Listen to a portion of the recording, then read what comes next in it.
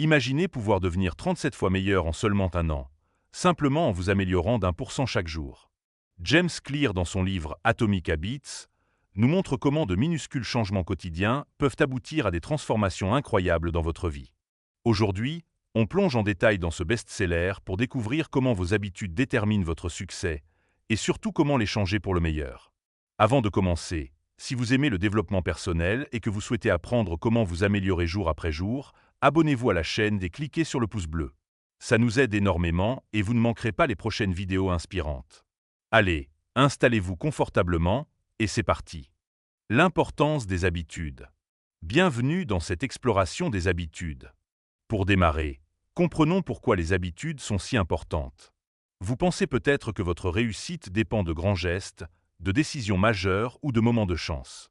En réalité, la qualité de votre vie dépend en grande partie de la qualité de vos habitudes quotidiennes. On estime qu'environ 40 à 50% de nos actions quotidiennes sont dictées par nos habitudes, pas par des décisions conscientes.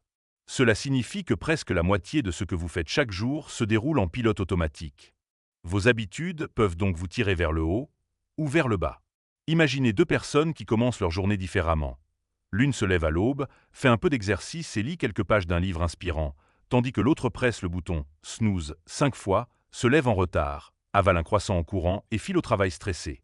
Ce ne sont que de petites actions du matin, mais répétées tous les jours pendant des années, elles mèneront à des résultats de vie radicalement différents. La première personne gagnera en santé, en connaissance et en sérénité, tandis que la seconde accumulera stress, fatigue et peut-être des soucis de santé. Vos habitudes sont l'intérêt composé de votre développement personnel. De petites améliorations quotidiennes s'additionnent et finissent par créer un énorme écart de résultats sur le long terme. James Clear illustre cela avec une statistique marquante. Si vous vous améliorez d'1% chaque jour pendant un an, vous finirez environ 37 fois meilleur qu'au départ. Mais attention, l'inverse est vrai. Si vous vous détériorez d'1% chaque jour, au bout d'un an vous atteindrez quasiment zéro. Ces chiffres frappants montrent la puissance des habitudes, bonnes ou mauvaises. C'est un peu comme des intérêts bancaires. Les bonnes habitudes font fructifier le capital de votre santé, de vos connaissances, de vos relations, tandis que les mauvaises habitudes le rongent peu à peu. Pour bien comprendre cette idée, James Clear partage l'histoire de l'équipe cycliste britannique. Pendant des années, le cyclisme britannique était médiocre. Aucune médaille olympique depuis 1908, aucune victoire au Tour de France. Puis, en 2003, un nouveau directeur, Dave Brailsford, a été embauché avec une stratégie révolutionnaire, celle des gains marginaux de 1%. Brailsford a cherché d'innombrables petites améliorations de 1% dans tous les aspects du cyclisme. Peindre l'intérieur des camionnettes en blanc pour repérer la poussière qui pourrait abîmer les vélos, expérimenter des dizaines de types de selles pour trouver la plus confortable, ajuster légèrement les régimes alimentaires des athlètes, même améliorer la qualité du sommeil des coureurs en leur fournissant le meilleur oreiller et matelas possible en déplacement. Aucun de ces changements n'était spectaculaire isolément, mais en les accumulant, les performances de l'équipe se sont envolées. Résultat, en 2008, la Grande-Bretagne a raflé 60% des médailles en cyclisme sur piste aux Jeux Olympiques de Pékin, et entre 2012 et 2017, l'équipe Sky, issue de ce programme, a remporté 5 Tours de France sur 6. Incroyable transformation, obtenue non pas par un changement radical, mais par une multitude de petits ajustements cohérents. Cette histoire puissante illustre le cœur de Atomic Habits. Les petites habitudes font les grandes différences. Souvent, on sous-estime les petits changements car leurs effets ne sont pas immédiats. James Clear parle du plateau du potentiel latent. Lorsque vous commencez à prendre une bonne habitude, les résultats sont invisibles pendant un moment. C'est frustrant. Imaginez un glaçon dans une pièce froide. La température monte de -5 degrés Celsius à -4, -3, 2, et le glaçon ne fond toujours pas. Pourtant, cette énergie accumulée n'est pas perdue. À 0 degrés Celsius, tout change. La glace commence à fondre. Vos efforts fonctionnent de la même manière. Vous pouvez travailler dur sans voir de progrès visible tout de suite, puis un jour, boum, les résultats apparaissent. C'est pourquoi beaucoup abandonnent trop tôt. Ils cassent leurs bonnes habitudes au moment même où un déclic allait se produire. En comprenant que le progrès demande du temps, vous serez plus patient et persévérant dans vos habitudes. En somme, vos habitudes sont la trajectoire prédictive de votre avenir. Si vous voulez savoir où vous serez dans 5 ou 10 ans, regardez les actions que vous faites chaque jour sans y penser. Manger une pomme aujourd'hui ne vous rend pas instantanément en bonne santé, mais manger une pomme chaque jour pendant 5 ans fera une différence énorme. Lire 10 pages aujourd'hui ne fait pas de vous un expert, Mais lire 10 pages par jour pendant un an, c'est 3650 pages, l'équivalent d'une douzaine de livres riches en savoir. C'est la magie du cumul. Transition. Maintenant que nous avons vu à quel point les habitudes comptent, une question se pose. Comment se forment-elles et comment peut-on les changer? Pour le savoir, plongeons dans le fonctionnement interne d'une habitude, ce petit automatisme qui pilote tant de choses dans nos vies. Comment fonctionnent les habitudes?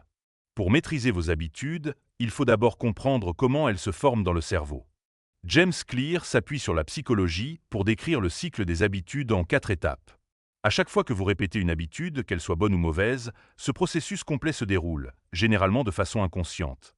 1. Le signal, ou indice déclencheur, Q en anglais. C'est la petite alerte qui dit à votre cerveau « Et, il se passe quelque chose, il faut agir ». Ce signal peut être n'importe quoi. Un lieu, une heure de la journée, une émotion, une odeur, une image. Par exemple, le simple fait de voir votre téléphone allumé peut être le signal qui déclenche l'habitude automatique de le déverrouiller pour consulter vos notifications. Autre exemple, l'odeur du café le matin est un signal qui vous donne envie d'en boire une tasse. Le signal est le déclencheur initial de l'habitude. 2. L'envie ou la pulsion. Suite au signal, il y a une motivation qui naît en vous, une envie de faire une certaine action. Le signal vous a fait penser à la récompense potentielle, et cette anticipation crée un désir. Si on reprend l'exemple du téléphone, en voyant l'écran s'allumer, signal, vous ressentez l'envie de savoir de quoi il s'agit, un message d'un ami, une info intéressante. Ce mystère crée une pulsion. De même, l'odeur du café, signal, crée l'envie de ressentir le goût agréable et le coup de fouet de la caféine. Toute habitude est motivée par ce désir de changer votre état interne. Vous voulez soit obtenir du plaisir, soit soulager un malaise. L'envie est en fait le moteur qui pousse à agir. 3. La réponse, l'action elle-même. Réponse, c'est le comportement, l'habitude en elle-même, que vous effectuez. Si l'envie est suffisamment forte et que vous en êtes capable, vous allez répondre au signal. Par exemple, vous prenez le téléphone et lisez vos notifications. Ou bien vous versez le café et commencez à le boire. La réponse dépend de votre niveau de motivation et de votre capacité à la réaliser à ce moment-là. Si l'action demandée vous paraît trop difficile, vous pourriez y renoncer, même si l'envie est là. Par exemple, vous avez envie de faire du sport, mais s'il faut sortir sous la pluie et que la salle est à 30 minutes, vous risquez de laisser tomber. Nous y reviendrons quand on parlera de rendre les habitudes faciles. 4. La récompense, c'est le résultat positif que vous retirez de l'action. La récompense satisfait l'envie initiale et apprend à votre cerveau que ce comportement en valait la peine. C'est crucial car c'est ainsi que l'habitude va s'ancrer. En lisant vos notifications, votre curiosité est satisfaite. Peut-être apprenez-vous une nouvelle sympa ou recevez-vous un compliment. Ça déclenche un petit shot de dopamine, l'hormone du plaisir. En buvant le café, vous savourez son goût et vous sentez plus réveillé. Satisfaction atteinte. La prochaine fois que le signal se représentera, un écran allumé, l'odeur du café, votre cerveau se souviendra que, ah oui, la dernière fois on a eu une récompense agréable en faisant cette action. Et bingo, l'habitude est renforcée. Ce cycle signal envie-action-récompense tourne en boucle. À force de répétition, il ancre des connexions neuronales de plus en plus fortes. C'est ainsi que, parfois sans même vous en rendre compte, vous vous retrouvez en train d'ouvrir le frigo à 22 heures en cherchant un snack ou à allumer la télé en vous affalant sur le canapé, juste par automatisme. Comprendre ces 4 étapes est puissant, parce que cela vous donne 4 points d'intervention pour changer une habitude. C'est exactement ce que James Clear propose avec ses 4 lois du changement d'habitude, dont on va parler dans un instant. Chaque loi correspond à une des étapes du cycle. Première loi, agir sur le signal, rendre l'indice évident ou le rendre invisible pour une mauvaise habitude. Deuxième loi, agir sur l'envie, rendre l'habitude attirante ou repoussante pour une mauvaise. Troisième loi, agir sur la réponse, rendre l'action facile ou difficile pour une mauvaise habitude. Quatrième loi, agir sur la récompense, rendre l'habitude satisfaisante ou insatisfaisante pour une mauvaise habitude. Nous allons détailler chacune de ces lois et comment les appliquer concrètement pour construire de bonnes habitudes durables et se débarrasser de nos mauvaises habitudes. Mais avant cela, notons un point fascinant. Les habitudes façonnent votre identité et votre identité façonne vos habitudes. James Clear explique qu'au fond, une habitude est comme un vote pour le type de personne que vous voulez devenir. Chaque fois que vous faites votre jogging matinal, vous déposez un « vote » pour l'identité « je suis une personne active et sportive ». Chaque fois que vous lisez le soir, au lieu de scroller sur votre téléphone, Vous votez pour « Je suis quelqu'un de cultivé et concentré ». Aucune action isolée ne va complètement changer comment vous vous percevez, mais l'accumulation de ces petits votes forge progressivement votre identité. Et une fois que vous vous voyez d'une certaine manière, il devient plus facile de maintenir les habitudes correspondantes. Nous reviendrons là-dessus dans la partie « Maintenir les habitudes sur le long terme », car c'est crucial. Pour l'instant, vous avez en tête le mécanisme de formation d'une habitude. Vous voyez qu'une habitude, ce n'est pas qu'une question de volonté brute ou de mental. C'est vraiment une série de signaux et de récompenses programmées dans votre cerveau. Bonne nouvelle, ça signifie que vous pouvez reprogrammer tout ça. Vous êtes prêt à apprendre les 4 lois pour changer vos habitudes? Allons-y. Les 4 lois du changement d'habitude. James Clear propose 4 lois simples qui découlent du cycle des habitudes vues précédemment. Ce sont en quelque sorte des règles d'or pour créer une habitude positive ou l'inverse de ces règles pour éliminer une habitude négative. Avant de les détailler, imaginez que chaque loi est comme un levier.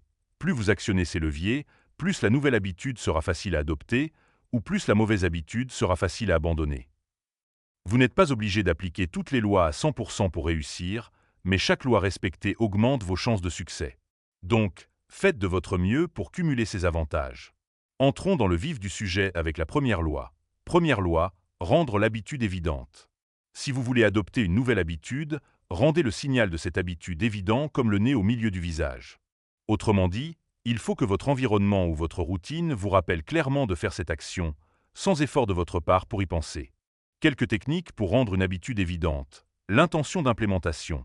C'est tout simplement le fait de décider précisément quand et où vous ferez l'habitude et de l'énoncer clairement. Par exemple, tous les jours, à 7 heures du matin, je méditerai pendant 5 minutes dans le salon. C'est beaucoup plus efficace que de se dire vaguement « je devrais méditer plus souvent ». En fixant une intention précise, vous programmez votre cerveau avec un signal clair. L'heure et le lieu deviennent les déclencheurs automatiques. Une formule simple proposée par James Clear. Après habitude actuelle, je vais nouvelle habitude. Par exemple, après avoir posé ma tasse de café du matin, habitude actuelle, je vais enfiler mes baskets et sortir marcher 5 minutes, nouvelle habitude. C'est ce qu'on appelle aussi le habit stacking, enchaînement d'habitudes. On accroche une nouvelle habitude à une routine déjà établie, ce qui la rend beaucoup plus évidente à démarrer, puisqu'elle a un contexte bien défini. Modifier l'environnement. Notre environnement influence énormément notre comportement. Si quelque chose est hors de vue, c'est hors de l'esprit. Donc, pour rendre une habitude évidente, mettez des indices visuels bien en vue. Vous voulez jouer de la guitare tous les jours? Plutôt que de laisser la guitare dans son étui au fond d'un placard, placez-la sur un support au milieu du salon, là où vous la verrez constamment. Vous voulez manger plus sainement? Placez un bol de fruits colorés sur la table et mettez les biscuits et bonbons hors de portée, en haut d'un placard par exemple. Vous voulez lire le soir avant de dormir? Posez le livre que vous voulez lire sur votre oreiller le matin en faisant le lit, comme ça le soir en allant vous coucher, vous le trouverez et ce sera une invitation évidente à lire quelques pages. L'idée, c'est de simplifier les signaux. Chaque fois que vous verrez l'indice, il doit être impossible d'ignorer la nouvelle habitude que vous souhaitez prendre. Utilisez des rappels visuels ou technologiques. Collez des post-it, définissez des alarmes ou notifications sur votre téléphone. Bref, tout ce qui peut servir de signal clair. Par exemple, un rappel quotidien à une heure précise qui dit « Hydrate-toi ». Bois un verre d'eau maintenant peut vous aider à prendre l'habitude de boire plus régulièrement. En rendant l'habitude évidente, vous n'avez plus à compter sur votre mémoire ou votre motivation pour vous rappeler de la faire. C'est l'environnement et les habitudes existantes qui travaillent pour vous, en vous fournissant un déclencheur naturel. Et pour les mauvaises habitudes? Eh bien, c'est tout l'inverse. La version « casser une mauvaise habitude » de cette première loi, c'est rendre le signal invisible. Si vous voulez arrêter une habitude, vous devez enlever les déclencheurs de votre environnement. Identifiez ce qui déclenche l'habitude néfaste. Est-ce le bol de bonbons sur la table qui vous fait grignoter sans réfléchir? Rangez-les hors de vue, ou mieux, ne les achetez pas du tout. Vous passez trop de temps sur les réseaux sociaux? Désinstallez les applications de votre téléphone ou cachez-les dans un dossier obscur. Enlevez les notifications, mettez le téléphone dans une autre pièce quand vous travaillez. L'idée est de créer de la friction dès le départ. Pas de signal, pas d'envie, pas d'action. Un exemple concret. Si vous avez tendance à regarder Netflix tard le soir au lieu de dormir, débranchez la télé et rangez la télécommande dans un tiroir après votre émission du soir. Le lendemain, la flemme de rebrancher découragera l'envie impulsive de regarder une série à minuit. En résumé, pour adopter de bonnes habitudes, rendez-les aussi visibles que possible.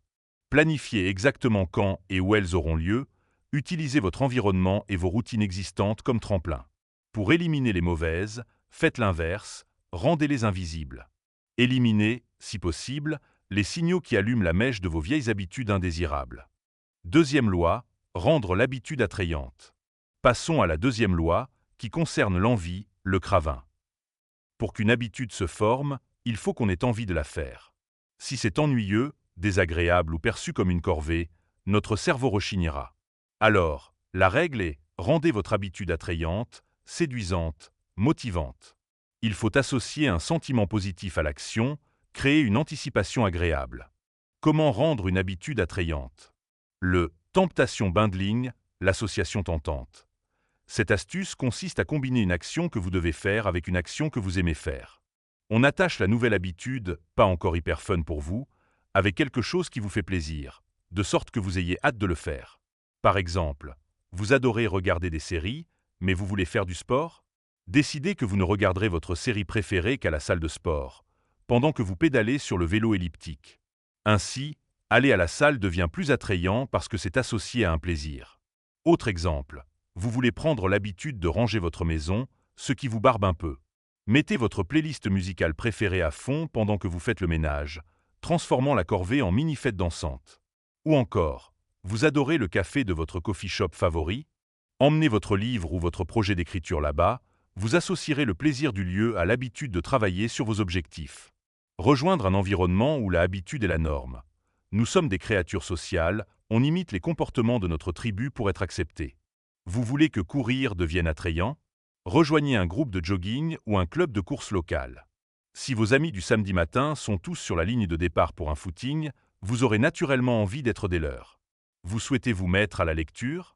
Rejoignez un club de lecture ou trouvez un ami avec qui échanger des livres. Ainsi, la lecture devient un sujet de partage enthousiasmant, pas une activité solitaire forcée.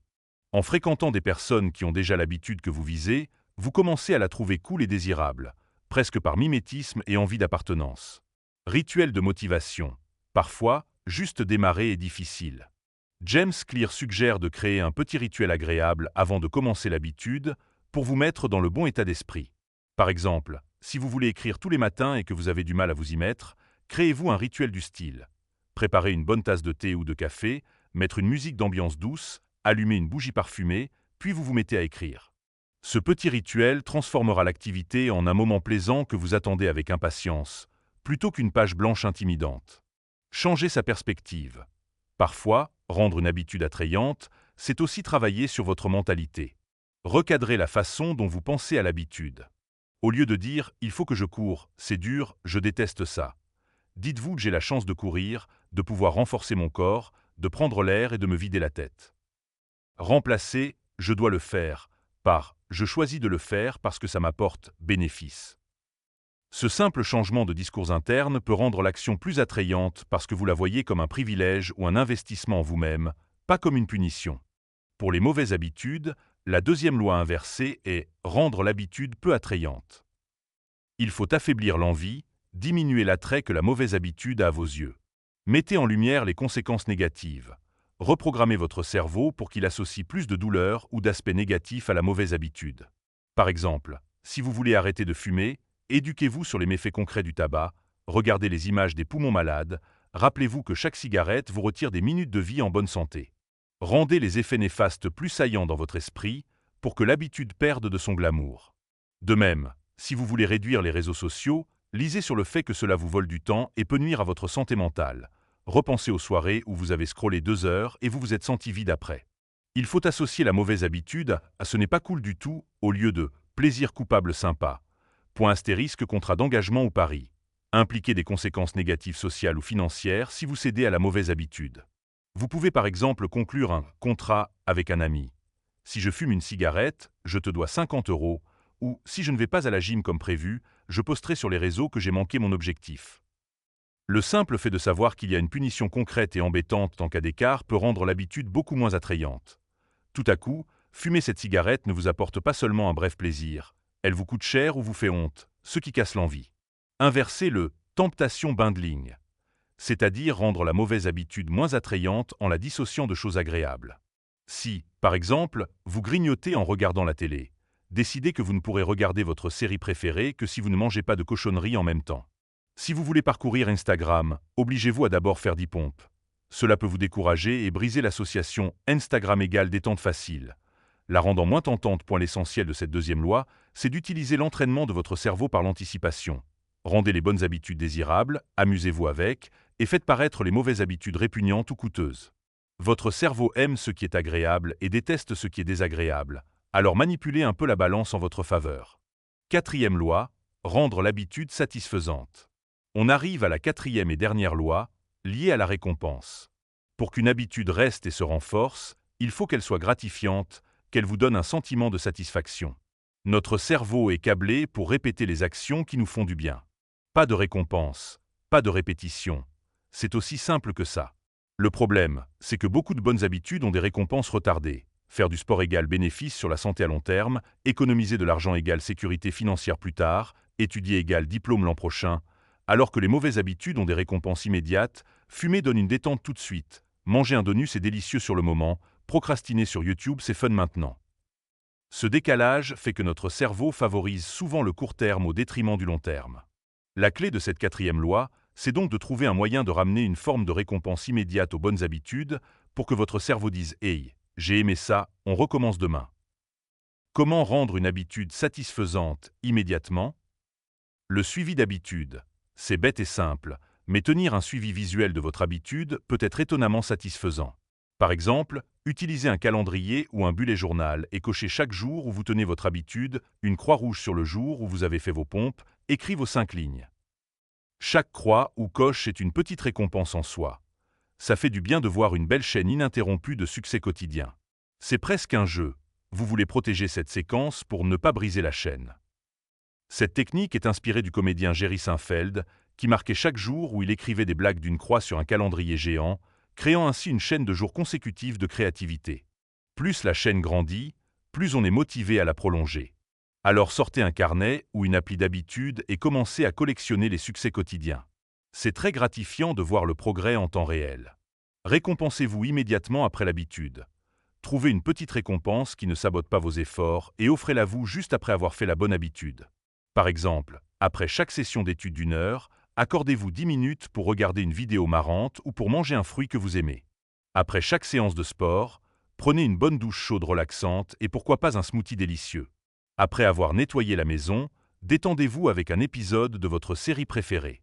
Le tout est de lier mentalement la bonne habitude à un moment agréable tout de suite après. Vous finirez par associer l'habitude non seulement à ses bénéfices long terme, mais aussi à ce petit plaisir instantané. Ressentir de la fierté, parlez de votre objectif à un ami de confiance ou un groupe et tenez-les au courant de vos progrès. Le fait de dire « j'ai réussi à tenir mon plan toute la semaine » et de recevoir des félicitations, ça fait chaud au cœur et ça renforce positivement l'habitude. Vous pouvez aussi utiliser les réseaux sociaux ou un forum d'entraide pour partager vos mini-victoires. Chaque « bravo » ou « like » est une petite récompense sociale.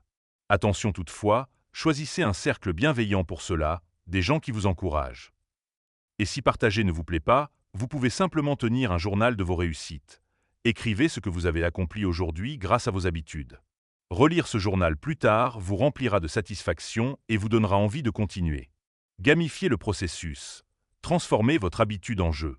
Par exemple, donnez-vous des points pour chaque tâche accomplie et fixez des paliers avec des récompenses plus grandes. 10 points égale un petit plaisir, 100 points égale un plus gros achat mérité, etc. De nombreuses applications offrent cette gamification où vous gagnez des badges, des streaks, séries de jours consécutifs. Le cerveau adore les jeux et les récompenses, autant en profiter pour ses habitudes. La version inverse pour briser une mauvaise habitude est logique. Rendre la mauvaise habitude insatisfaisante. Rendre la conséquence immédiate. On en a parlé. Si vous pouvez mettre en place un système où la mauvaise habitude entraîne une punition immédiate, vous serez moins tenté. Par exemple, un système de parrain de responsabilité. Vous convenez avec un ami que si vous rejouez aux jeux vidéo avant d'avoir fini vos tâches de la journée, vous lui devez 20 €. Le déplaisir de perdre 20 € rend tout de suite l'action de jouer beaucoup moins fun dans l'instant. Un autre exemple, plus doux. Disons que vous voulez arrêter de dire du mal des autres. Vous pouvez mettre un élastique à votre poignet et à chaque fois que vous vous surprenez à critiquer quelqu'un, vous tirez l'élastique pour vous faire un petit inconfort physique. C'est bénin, mais c'est une sensation immédiatement désagréable qui envoie un signal. Ça, on évite. Responsabilisation sociale. Dites publiquement, ou du moins à des proches, que vous avez l'intention d'arrêter telle habitude. Par exemple, je me lance le défi d'un mois sans alcool. Le fait de l'annoncer crée une pression positive. Si je craque, d'autres le sauront, j'aurai honte ou je me sentirai déçu. Ce n'est pas très agréable d'imaginer décevoir ou paraître faible, donc cela donne une raison immédiate de ne pas céder à la tentation. Vous pouvez même aller plus loin en demandant à un ami d'être votre garde-fou. Si tu me vois prendre un soda, rappelle-moi que j'ai dit que j'arrêtais le sucre et passe-moi un savon. Un ami ferme mais bien intentionné peut sérieusement vous aider à rester dans le droit chemin, parce que la perspective de son reproche est une insatisfaction immédiate que vous voulez éviter. Conscience et culpabilité constructive. Parfois, noter chaque écart et le regarder en face peut rendre la chose inconfortable. Si votre mauvaise habitude est de dépenser trop d'argent en achats compulsifs, tenez une liste de chaque dépense futile. À la fin de la semaine, regardez le total. Le poids de « ah j'ai dépensé tout ça pour des bêtises » crée un petit malaise salutaire qui, la fois suivante, vous fera réfléchir à 2 fois avant de dégainer la carte bleue. Retardez la gratification de la mauvaise habitude. Si vous n'arrivez pas à stopper net, essayez de différer. Par exemple, vous avez très envie de ce biscuit. Dites « Ok, mais j'attends 15 minutes ». Souvent, l'envie passe. Ce n'est pas rendre la chose insatisfaisante à proprement parler, mais c'est un moyen de frustrer l'envie initiale et potentiellement de l'oublier ou la diminuer. Une mini-punition temporelle qui peut suffire. Récapitulons ces 4 lois du changement d'habitude, car elles sont la colonne vertébrale de la méthode Atomic Habits. 1. Rendre l'habitude évidente. Rendez les bons comportements visibles et intuitifs et cachez les mauvais. 2. Rendre l'habitude attrayante. Donnez-vous envie de la faire et coupez l'envie pour les mauvaises. 3. Rendre l'habitude facile. Simplifiez-la au maximum pour la réaliser sans effort et compliquez la tâche pour les mauvaises habitudes. 4. Rendre l'habitude satisfaisante. Trouvez un moyen d'en retirer du plaisir ou de la fierté immédiatement et associer de l'inconfort immédiat aux mauvaises habitudes. Si vous appliquez ces principes à n'importe quelle habitude, vous mettez toutes les chances de votre côté pour réussir. Bien sûr, il faut les adapter à votre situation personnelle, expérimentez un peu. C'est normal de tâtonner pour trouver la bonne stratégie pour vous, on n'a pas tous les mêmes déclencheurs ou motivations. Mais l'idée forte, c'est que vous pouvez façonner vos habitudes plutôt que de les subir, en jouant sur ces différents leviers. Transition. Maintenant que nous avons vu à quel point les habitudes comptent, une question se pose. Comment se forment-elles et comment peut-on les changer? Pour le savoir, plongeons dans le fonctionnement interne d'une habitude, ce petit automatisme qui pilote tant de choses dans nos vies. Comment fonctionnent les habitudes? Pour maîtriser vos habitudes, il faut d'abord comprendre comment elles se forment dans le cerveau. James Clear s'appuie sur la psychologie pour décrire le cycle des habitudes en 4 étapes. À chaque fois que vous répétez une habitude, qu'elle soit bonne ou mauvaise, ce processus complet se déroule, généralement de façon inconsciente. 1. Le signal, ou indice déclencheur, Q en anglais. C'est la petite alerte qui dit à votre cerveau « Et, il se passe quelque chose, il faut agir ». Ce signal peut être n'importe quoi. Un lieu, une heure de la journée, une émotion, une odeur, une image. Par exemple, le simple fait de voir votre téléphone allumé peut être le signal qui déclenche l'habitude automatique de le déverrouiller pour consulter vos notifications. Autre exemple, l'odeur du café le matin est un signal qui vous donne envie d'en boire une tasse. Le signal est le déclencheur initial de l'habitude. 2. L'envie ou la pulsion. Suite au signal, il y a une motivation qui naît en vous, une envie de faire une certaine action. Le signal vous a fait penser à la récompense potentielle, et cette anticipation crée un désir. Si on reprend l'exemple du téléphone, en voyant l'écran s'allumer, signal, vous ressentez l'envie de savoir de quoi il s'agit, un message d'un ami, une info intéressante. Ce mystère crée une pulsion. De même, l'odeur du café, signal, crée l'envie de ressentir le goût agréable et le coup de fouet de la caféine. Toute habitude est motivée par ce désir de changer votre état interne. Vous voulez soit obtenir du plaisir, soit soulager un malaise. L'envie est en fait le moteur qui pousse à agir. 3. La réponse, l'action elle-même. Réponse, c'est le comportement, l'habitude en elle-même, que vous effectuez. Si l'envie est suffisamment forte et que vous en êtes capable, vous allez répondre au signal.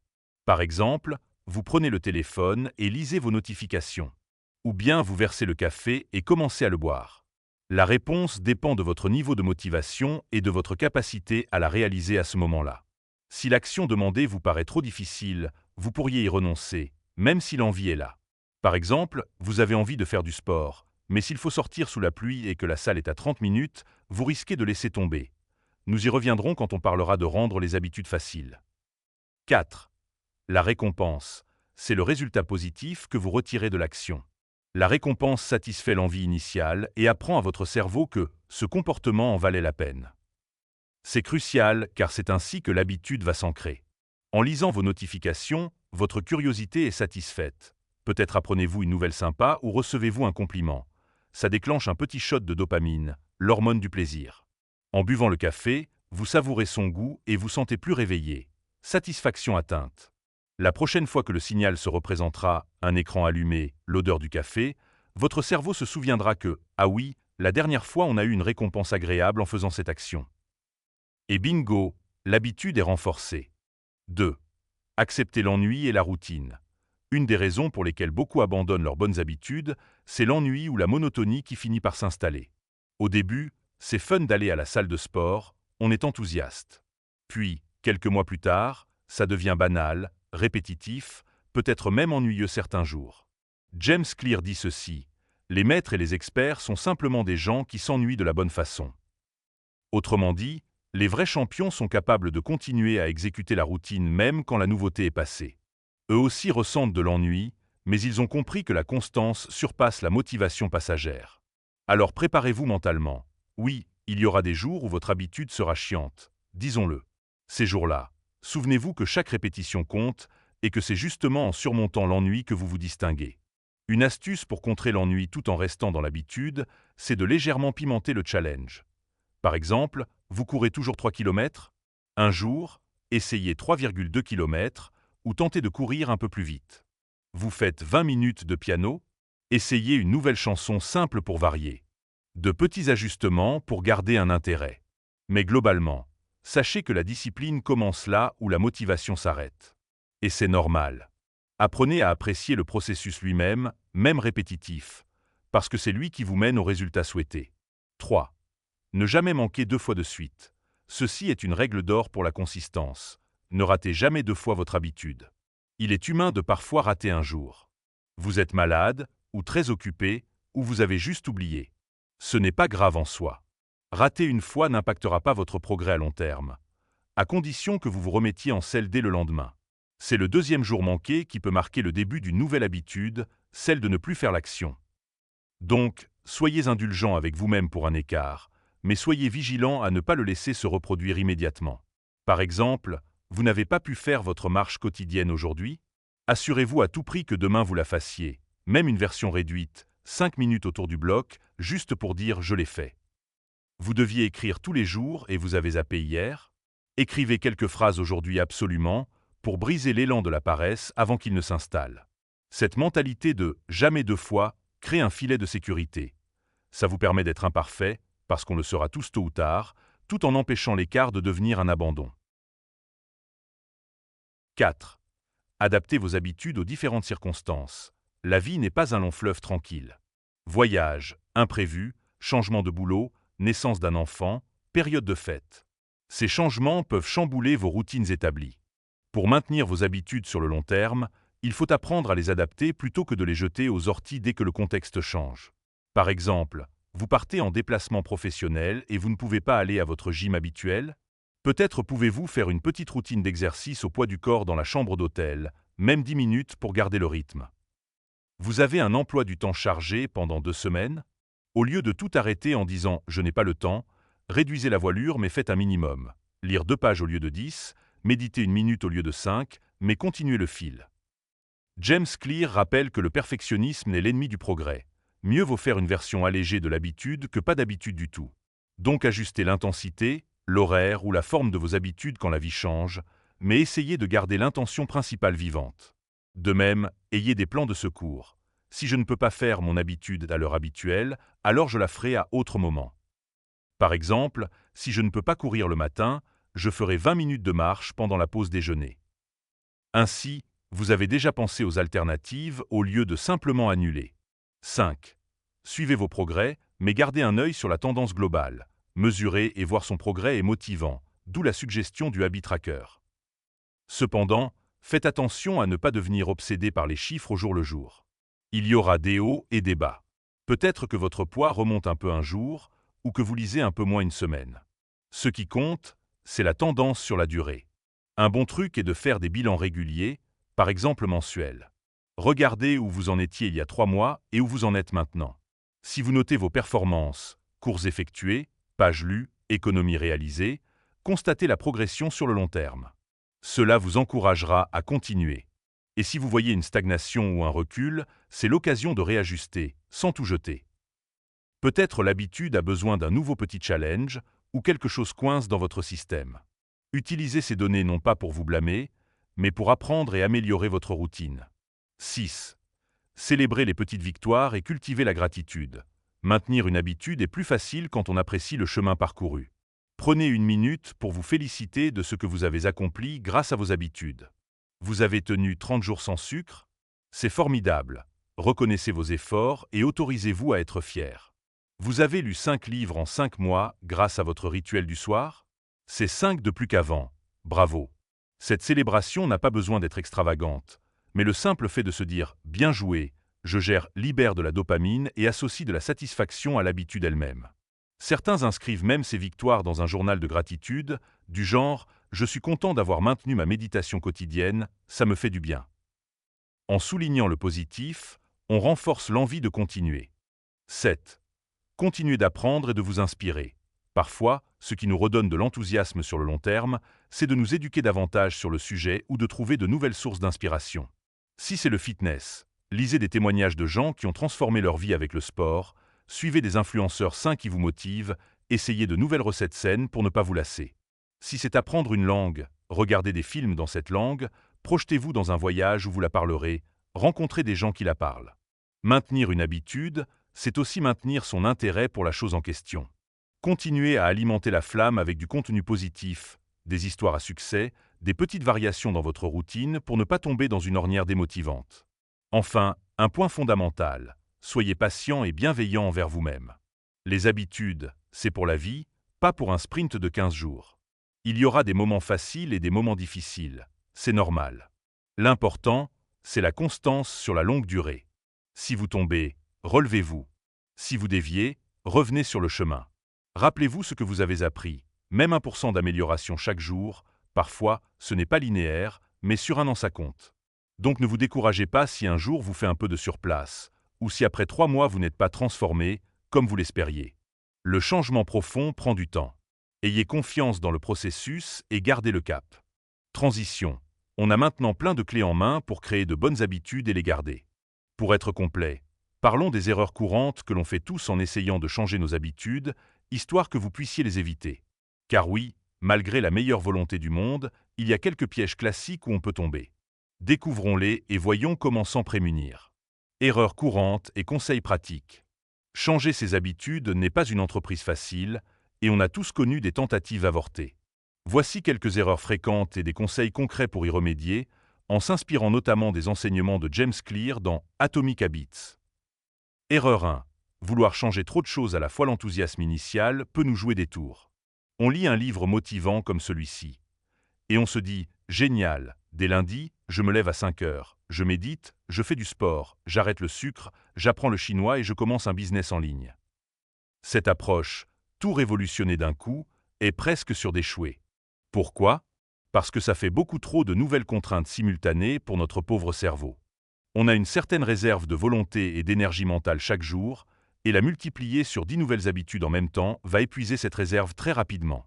La solution, priorisez et allez-y progressivement. Choisissez 1 ou 2 habitudes maximum sur lesquelles vous concentrez sérieusement au début. Une fois qu'elles deviennent stables, après quelques semaines ou mois, vous pourrez en ajouter d'autres. Pensez à un effet domino. Commencez par la plus importante ou la plus facile pour vous donner confiance, puis bâtissez dessus. Souvenez-vous que les habitudes se nourrissent les unes les autres. Par exemple, se coucher plus tôt et mieux dormir aidera à avoir l'énergie de faire du sport. Mieux manger aidera à mieux se concentrer pour étudier. Donc tout est lié, mais il faut y aller une étape à la fois. Erreur 2. se reposer uniquement sur la motivation. La motivation est géniale quand elle est là. Mais personne n'est motivé à 100% tous les jours. Si votre système de changement d'habitude compte sur « je dois me booster à fond chaque matin, sinon ça ne se fera pas », c'est fragile. Un jour de fatigue, de mauvaise humeur, et tout s'écroule. Rappelez-vous ce qu'on a vu. C'est le système qui compte plus que la motivation. Organisez-vous de sorte que même sans motivation, ça reste possible, voire inévitable, de faire la bonne habitude. Par exemple, au lieu de dire « je vais me motiver à courir le soir après le travail », prenez un engagement concret. Je rentre en jogging du boulot, j'emporte mes baskets, je descends du bus un arrêt avant et je finis en courant. Là, ce n'est plus une question de motivation du moment, c'est planifié dans l'emploi du temps, c'est ancré. Ou prenez un coach sportif ou un partenaire d'exercice qui vous attend. L'engagement social prendra le relais quand votre envie sera en berne. Conseil pratique. Utilisez la motivation du début non pas pour faire tout parfaitement, mais pour mettre en place les structures, rappels, environnement, engagement, qui vous porteront quand la motivation baissera. Erreur 3. L'approche du « tout ou rien » à le perfectionnisme. On se dit, si je ne peux pas faire ma séance complète de 1 heure, ça ne vaut pas la peine d'en faire seulement 15 minutes, donc je ne fais rien.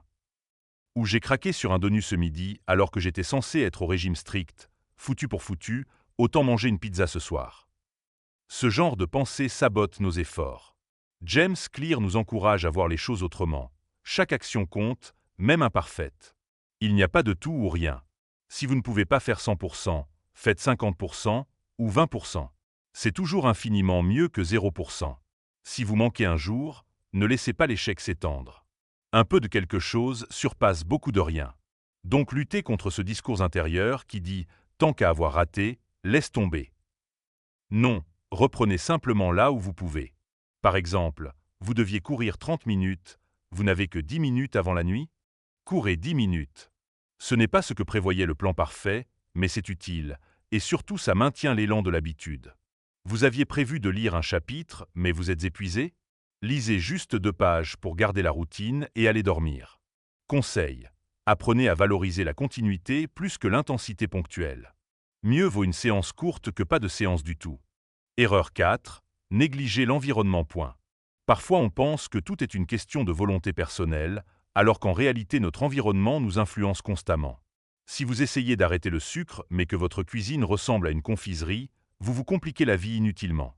Si vous voulez travailler efficacement chez vous, mais que vous avez la console de jeu juste à côté de l'ordinateur de travail, vous jouez avec le feu de la tentation. Prenez un temps pour aménager votre environnement en faveur de vos habitudes. Vraiment, faites le tour de votre maison ou bureau et identifiez ce qui vous pousse aux mauvaises habitudes et ce qui pourrait vous aider pour les bonnes. Rangez, organisez, mettez en place des signaux visuels pour les bonnes habitudes, post-it, objets, alarmes, et éliminez les déclencheurs des mauvaises, cachez, débarrassez-vous, ajoutez des obstacles. Un environnement bien pensé peut faire la moitié du travail à votre place. C'est plus efficace que de résister héroïquement à chaque tentation dans un environnement truffé de pièges. Erreur 5. Vouloir des résultats trop rapides. La patience est difficile, surtout quand on fait des efforts. On voudrait voir la balance afficher 5 kilos de moins en 1 semaine ou devenir fluent en italien en 1 mois. Et face au progrès lent, on peut être découragé et abandonné, pensant que ça ne marche pas. C'est là qu'il faut se remémorer l'histoire du glaçon et du plateau de potentiel latent qu'on a mentionné. Adoptez une vision long terme dès le départ. Dites-vous que vous faites ces changements pour votre vous de dans 1 an, dans 5 ans, pas juste pour dans 10 jours. Les bonnes habitudes vous récompensent exponentiellement, mais les premières semaines peuvent sembler ingrates. Pour vous encourager, focalisez-vous sur les signes subtils de progrès. Votre énergie qui s'améliore, votre aisance à faire la tâche qui augmente, un compliment d'un ami qui a remarqué votre persévérance.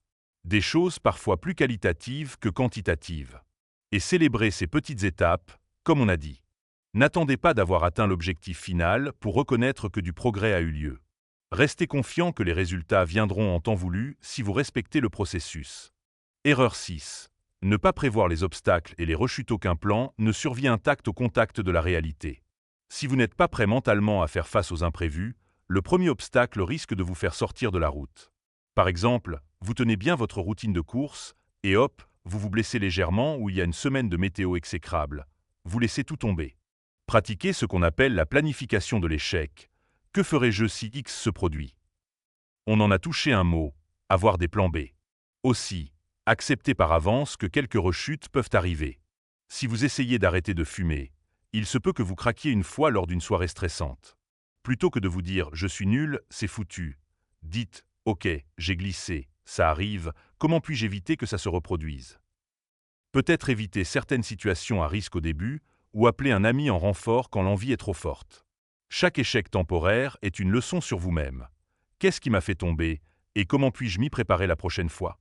Les personnes qui réussissent ne sont pas celles qui ne font jamais d'erreurs, mais celles qui rebondissent vite en apprenant de ces erreurs. Donc anticipez ce que vous ferez en cas de pépin. Et si un imprévu survient, adaptez-vous et reprenez le cours de vos habitudes dès que possible. Erreur 7. Ne pas adapter l'habitude à soi-même. On peut lire des tas de conseils, y compris tout ce qu'on a donné. Mais in fine, vous vous connaissez le mieux. Ce qui marche pour quelqu'un d'autre ne sera pas forcément optimal pour vous.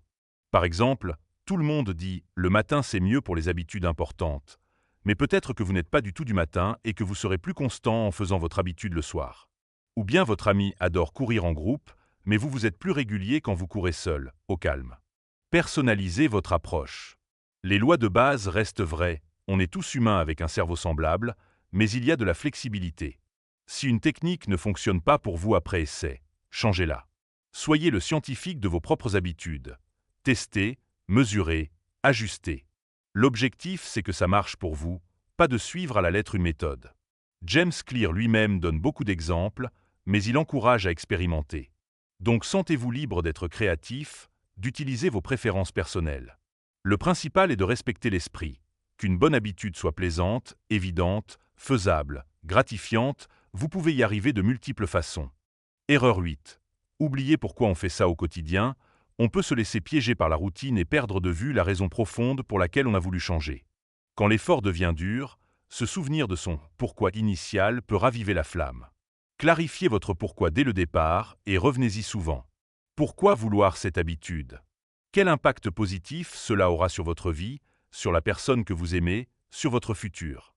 Par exemple, se lever tôt, ce n'est pas pour le plaisir de souffrir le matin. C'est peut-être pour avoir du temps de qualité pour écrire ce livre dont vous rêvez. Et ce livre représente l'accomplissement d'un de vos rêves de toujours. Arrêter de fumer, ce n'est pas juste cocher une case « vie saine ». C'est pour pouvoir jouer avec vos enfants et petits-enfants pendant des années en étant en bonne santé, c'est pour respecter votre corps. Quand la motivation faiblit, repensez à ces raisons émouvantes et importantes pour vous. Certaines personnes écrivent même leur « pourquoi » sur une carte ou en fond d'écran de téléphone pour le voir régulièrement. Ça donne un sens à vos actions au-delà du quotidien répétitif.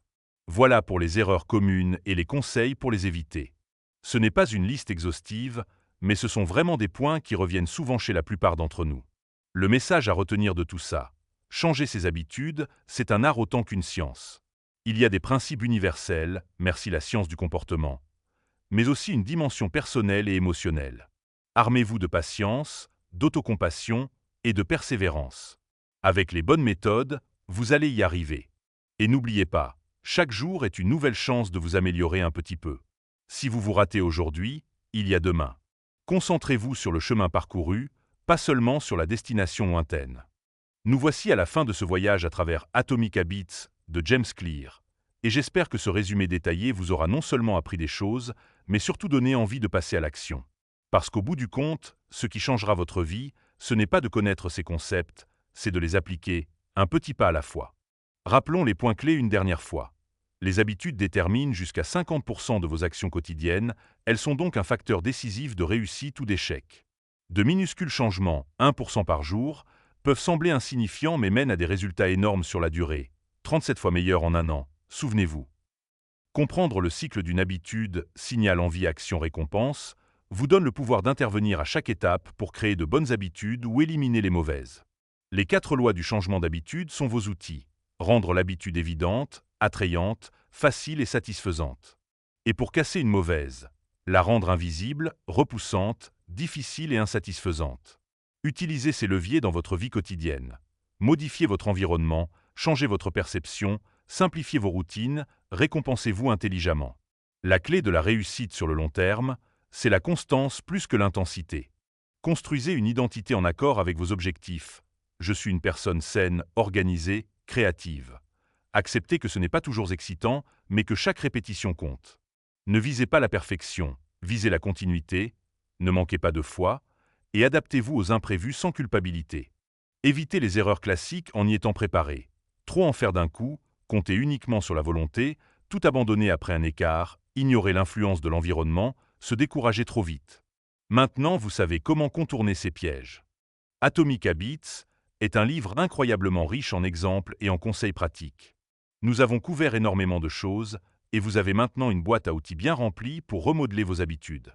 N'essayez pas de tout appliquer d'un coup, mais choisissez une idée ou deux qui vous ont marqué pendant cette vidéo et mettez-les en pratique dès aujourd'hui. Par exemple, notez une habitude que vous voulez adopter et trouvez un moyen de la rendre évidente, attrayante, facile, satisfaisante. Ou prenez une habitude dont vous voulez vous débarrasser et réfléchissez comment inverser ces règles sur elle. Même si c'est un tout petit pas, faites-le. Rappelez-vous, ce sont les petites actions cohérentes qui mènent aux grands résultats. J'aimerais finir sur une note très encourageante. Vous avez le pouvoir de changer. Ce n'est pas inné, ce n'est pas figé. James Clear nous montre qu'avec la bonne approche, n'importe qui peut prendre de bonnes habitudes et transformer progressivement sa vie. Il n'y a pas de petite habitude, car chaque habitude est un vote pour le type de personne que vous voulez devenir. Alors, quelle personne voulez-vous devenir? Commencez à voter pour elle dès maintenant, une action à la fois, une journée à la fois. Merci d'avoir suivi ce résumé jusqu'au bout. J'espère qu'il vous a motivé à passer à l'action. Si cette vidéo vous a plu et que vous souhaitez d'autres résumés de livres inspirants ou des conseils pour améliorer votre vie, abonnez-vous à la chaîne et laissez un pouce bleu pour me le faire savoir. Partagez en commentaire quelle habitude vous comptez changer ou adopter après avoir vu cette vidéo. J'adorerais le savoir et ça inspirera peut-être d'autres personnes. En attendant, prenez soin de vous, misez sur ces petits gains quotidiens et souvenez-vous, un voyage de 1000 lieues commence toujours par un pas. À très bientôt pour une prochaine vidéo motivante et d'ici là, restez constant dans vos bonnes habitudes.